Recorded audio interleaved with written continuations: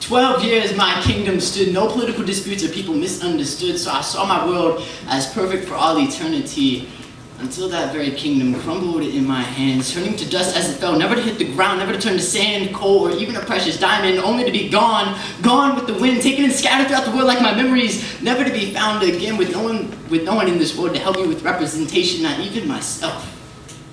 So stuck in isolation, I looked for something to do, something to pass the time, so I decided to play a few games, and I never needed to hit rewind and relive those moments because history has a way of repeating itself, and repeated it was, but it was never enough to get rid of this virus called pain, so only in order to discover my own antiviral medication with extreme side effects and repercussions that I did not care about, I didn't need my memories to relapse, I instead needed them to collapse like my kingdom did, standing on a pedestal with a hula hoop too small to fit around my shoulders, dangling off my neck like a new piece of jewelry. I started to count numbers, the countdown to when I would take my last dosage of antiviral medication forever. 10, 9, 8, 7, the number of days each week that I wished it would all end, being consumed by this pain to the point that my emotions became frostbitten. 6, the number of hours I would sit in my room silent each day with my excuse being homework at the age of 14. Now you and I both know I never had that much homework back then to occupy me. 5, the number of times I contemplated suicide, too busy counting the skeletons in my closet, bone after bone, and not the blessings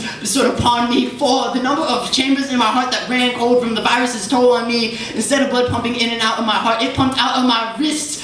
3, the number of meals I would skip each day because of this loss of appetite. You see, I was ungrateful for what I had and only wanted perfection and nothing more, but perfection is a misconception because it does not exist. 2, the number of seconds left in my life as I begged God to keep the pedestal underneath my feet. I wanted to learn how to levitate and not move forward, never to move again. 1, the number of memories it took to change my mind, change my decision.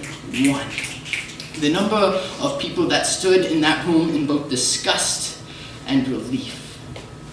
Staring into a mirror the next day, I did not see myself. I instead saw what seemed to be a skeletal figure with an appealing black cloak that came to collect me as a bounty, as if he was America and I was oil in the Middle East. But after 10 long minutes of me staring straight into his eye sockets, he moved my name from the top of his list to the bottom, and ever since that day, I have not seen myself as a human being. I have instead seen myself as a semicolon, because an author uses a semicolon to continue a sentence that he could have ended just like the way I could have ended my life at the gallows that day, but I didn't. I am a semicolon. Yes.